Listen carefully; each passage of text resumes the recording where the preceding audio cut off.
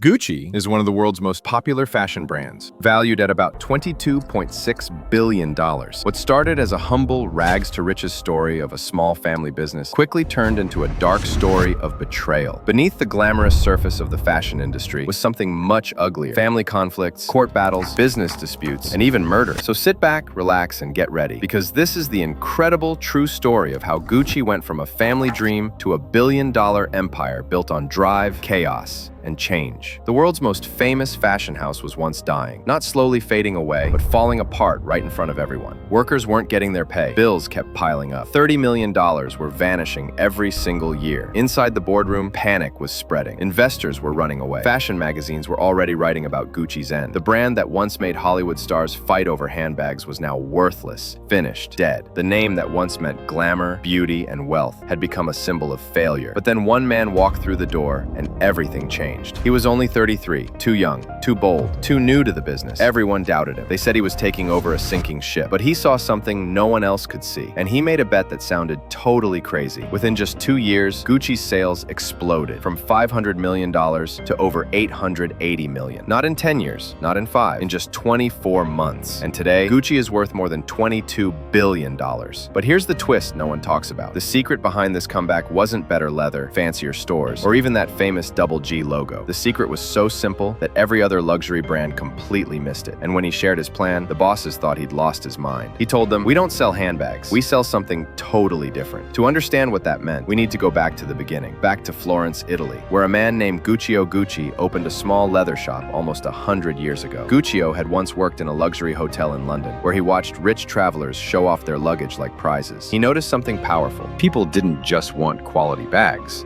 They wanted status. They wanted to be seen. So Guccio decided to create the finest leather goods for the rich. He saved every penny, learned the craft, and opened his shop. His sons joined him, and together they grew from Florence to Rome, Milan, and finally, New York. The world fell in love with Gucci's skill, and that double G logo became the global symbol of success. But when Guccio died, the next generation took over, and power began to ruin everything. As money poured in, family pride turned into greed. The Gucci brothers fought like enemies. Cousins dragged each other to court. One sent his father to prison, another tried to start a rival brand. The empire was falling apart from the inside. While they fought, quality dropped, creativity disappeared, and the brand's image began to crack. By the 1980s, Gucci wasn't glamorous anymore. It was everywhere, cheap, and drowning in fake products. The brand that once screamed luxury now whispered copy. By the early 90s, the company was losing tens of millions each year. Everyone believed Gucci was finished. And this is where the story takes its first shocking turn. The family's war destroyed their control. One man, Maurizio Gucci, the grandson of the founder, managed to gain ownership of half the company. He dreamed of rebuilding Gucci's reputation, making it special again, elegant again, worthy of its past. But his relatives disagreed. They wanted quick cash and easy profits. Maurizio wanted lasting luxury. He refused to give in, but dreams cost money, and Gucci was running out of it fast. To gain full control, Maurizio partnered with an investment firm called Investcorp. Together, they bought out the rest of the family. For the first time in decades, Gucci was under one leader. Maurizio made bold, risky moves. He ended cheap licensing deals that flooded the market with low-quality Gucci goods. That decision cost hundreds of millions in quick revenue. He opened fancy new offices, ordered fresh designs, and even thought about removing the double G logo that made up 70% of sales. It was forward-thinking, but financially terrible. The company began losing $30 million a year. Investors panicked. They demanded change. Maurizio begged for time. "Just 6 months," he pleaded. "Let the market see the new Gucci." But Investcorp didn't believe him. They forced him out and took control. And here's the cruel twist. 6 months later, exactly as Maurizio predicted, the new Gucci designs became huge in Japan. Sales shot up. The comeback had begun.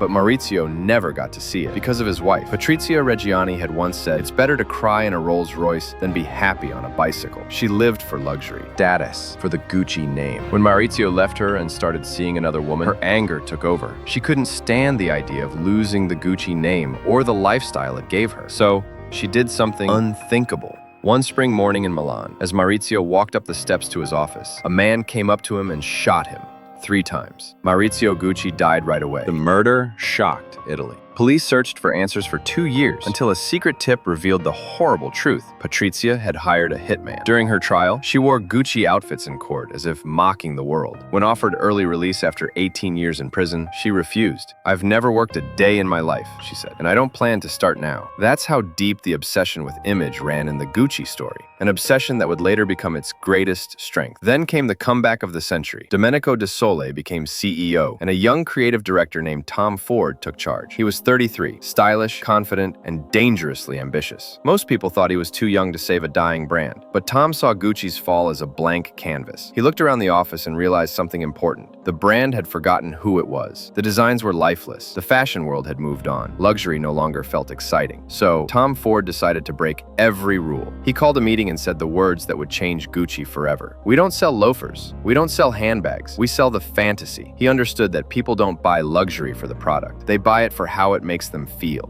Gucci's true business wasn't fashion. It was emotion. It was a desire. It was selling the dream of power, beauty, and confidence. So he went all in. His runway shows were wild, bold, sensual, unforgettable. Critics were split. Some said it was vulgar. Others said it was genius. But one thing was certain. Everyone was talking about Gucci again. The buzz was electric. Fashion magazines couldn't get enough. Celebrities lined up to wear his designs. When Madonna appeared in low-rise Gucci pants, sales of Gucci loafers shot up, even though she wasn't wearing loafers at all. That was the power of Tom Ford. He turned Gucci from a fashion brand into a cultural movement, a symbol of sex, status, and self-expression. And just like that, the impossible happened. In 2 years, Gucci's revenue nearly doubled. What had been a dying company became the most popular name in fashion. The secret was game-changing yet simple. Sell emotion first, product second. Tom and Domenico worked like a perfect team.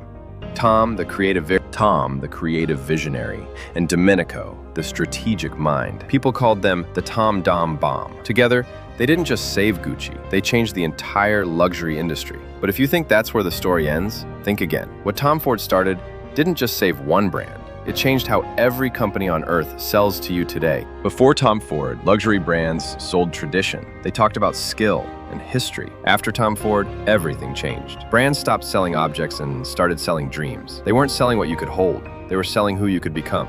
Nike doesn't sell shoes, they sell victory. Apple doesn't sell phones, they sell innovation. Tesla doesn't sell cars, they sell the future. And Gucci sells fantasy. Here's the truth hidden beneath the glamour. People don't buy products, they buy identity. They buy emotion, they buy belonging. When someone buys a Gucci bag, they're not paying for leather, they're paying for confidence, status, power. They're buying a story that tells the world, "I've made it." That's the real genius behind Gucci's change. Tom Ford didn't just revive a dying company. He changed how humans connect with brands. He turned shopping into storytelling, and that one insight reshaped an entire industry. The Gucci family that built the empire lost it all. Their name lives on, but none of them owns a single piece of the brand today. The first generation built it, the second grew it, the third destroyed it, and outsiders made it immortal. Maybe that's what Gucci was always meant to become. Not a family business, but a fantasy that outlived its creators. So the next time you see someone wearing Gucci, remember, they're not just wearing fashion, they're wearing a story built on drive, betrayal, change, and one powerful truth that turned failure into fortune. Gucci doesn't sell fashion. Gucci sells identity.